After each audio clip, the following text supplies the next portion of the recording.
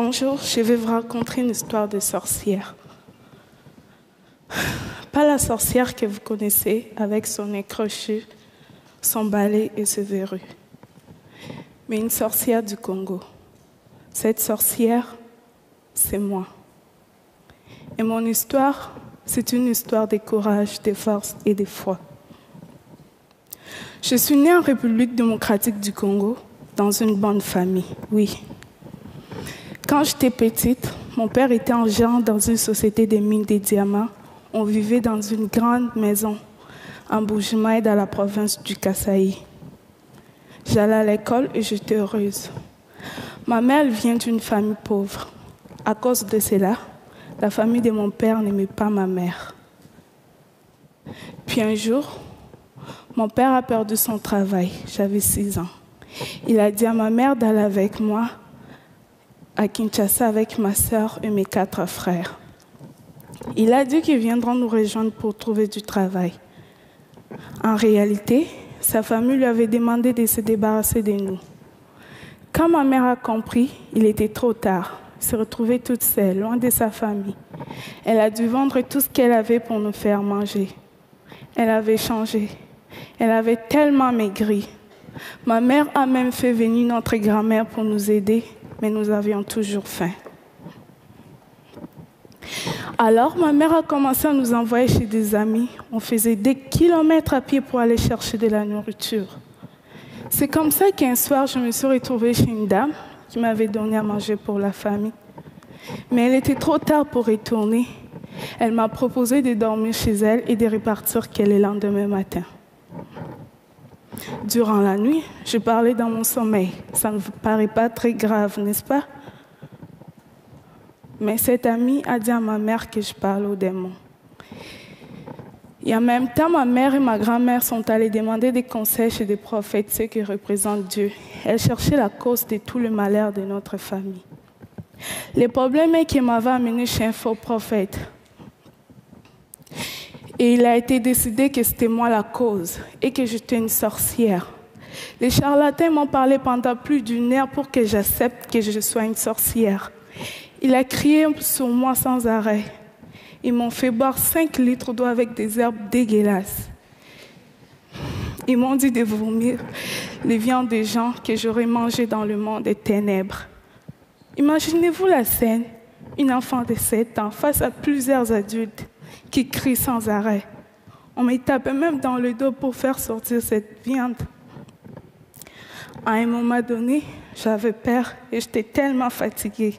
Et j'ai fini par dire oui, je suis une sorcière. Je croyais qu'en disant oui, que le mal allait s'arrêter, mais j'étais devenue une sorcière, malgré moi. Une fois qu'on m'a nommée sorcière, c'était impossible de retourner en arrière. Ma mère a accepté la situation, mais ça ne veut pas dire que ma mère ne m'aimait pas. Et en même temps, comme la situation ne changeait pas dans la maison, sans argent, sans nourriture, ma mère a décidé de partir avec sa sœur en Angola pour aller trouver du travail. Leur plan n'a pas marché. Et ma mère se retrouvait toute seule, coincée en Angola, sans argent, sans nourriture. Et finalement, elle n'est pas revenue. Contre sa volonté, elle a été forcée de nous abandonner, elle aussi. On a perdu toutes les communications avec elle. Et on est resté avec grand-mère. Pendant 2 ans, j'ai été traitée comme une sorcière. Les accusations, les cris, les gênes forcés, les piments dans les yeux. Elle disait que c'était moi la cause. Si ma mère n'appelait plus, elle pensait qu'elle était morte et que je l'avais sacrifiée. Elle a dit à tout le monde de ne pas m'aider, de ne pas me parler, de ne pas jouer avec moi. Dans mon quartier, on ne me laissait pas m'approcher des autres enfants. J'étais toute seule. J'étais pauvre. J'avais faim. Mais j'étais surtout pauvre d'amour. Et finalement, ma grand-mère, elle m'a chassée de la maison. Je suis devenue une chélier, une enfant de la rue. Dans la rue, on est comme des papillons. Là où le sommeil nous trouve, c'est là où on dort. Dans la rue, On devient des soldats pour survivre. On oublie la lecture et l'écriture pour apprendre à se battre. Dans la rue, j'ai vendu des lots, des arachides, j'ai fait des ménages. Mais à chaque fois que je voyais les autres enfants aller à l'école, je me rappelais des jours où j'étais heureuse. Je pleurais. Je me demandais si un jour je pourrais sortir de la rue. Puis un jour, ma chance a tourné. J'ai participé dans un documentaire Kinshasa Kids. On m'a payé et j'ai tout de suite voulu donner cet argent à ma famille. Car même dans la rue, dès que j'avais quelque chose, je passais aller voir ma famille pour leur donner. Ma grand-mère a pris de l'argent, elle m'a encore remis dans la rue. Plus tard, j'ai entendu parler d'un film canadien qui s'est tourné à Kinshasa. La même personne qui s'occupait du casting, alors me connaissait, j'ai été invitée au casting. Je me suis retrouvée face au regard des enfants riches qui étaient là en édition. Même si j'avais envie de me sauver à cause de leur regard, je suis restée et j'ai tout donné pour avoir le rôle. Pour moi, c'était une façon de changer ma situation. J'ai eu le rôle principal dans le film. C'était bien cool. La production, ils m'ont mis dans une grande maison, je pourrais manger tous les jours et avoir tout ce que je voulais. Mais malgré tout ce qui se passait, j'étais triste. J'en ai parlé à Kim, le réalisateur. Ma vie était belle, mais mes frères et sœurs, ils étaient toujours dans la misère. Je ne me sentais pas bien quand je mangeais en sachant qu'ils avaient faim. Alors, l'équipe et Kim ont donné de l'argent à ma famille. Et quand l'équipe sont entrés chez eux, ils ne m'ont pas laissé comme ça. Ils ont trouvé une maison d'accueil et ils ont fait en sorte pour que je puisse retourner à l'école. Moi qui en rêvais depuis si longtemps. C'est là où cette histoire des sorcières devient un conte de fées. Le film a eu beaucoup de succès. Je suis passée des rues de Kinshasa au tapis rouge des festivals. J'ai reçu même l'Ours d'argent en 2012 à Berlin. Le film a été même nominé aux Oscars. Et aujourd'hui, j'ai 18 ans et que j'ai reçu 18 prix dans le monde. Les Oscars, c'était cool.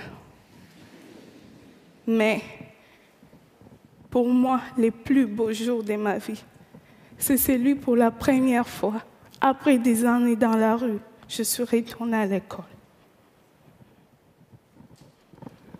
S'il y a des enfants dans la rue, partout dans le monde, c'est souvent parce que les parents n'ont pas eu les droits d'éducation.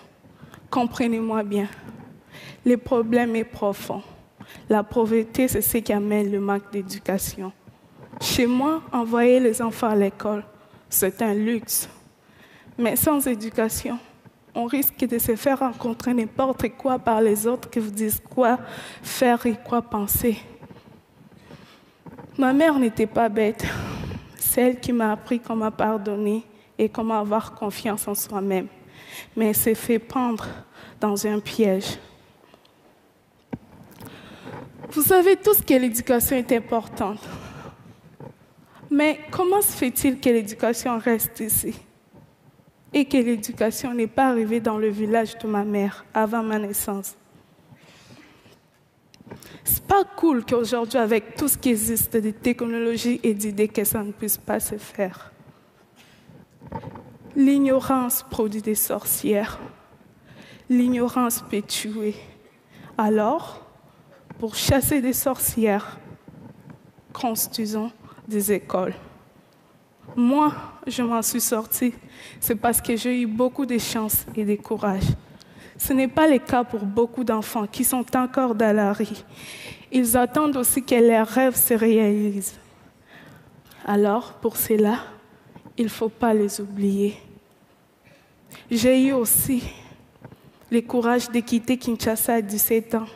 Et aujourd'hui, je vis au Québec dans une famille d'accueil. Je poursuis mes rêves, mes études et je reprends les temps qu'on m'avait volés. Je vous parle d'espoir et de courage et de force. Je ne vais pas complaire sur moi. Je ne vais pas complaire sur moi. Je ne vais pas. Retenez cette phrase si simple. Aussi longtemps qu'elle est cœur bas, tout est possible. Merci.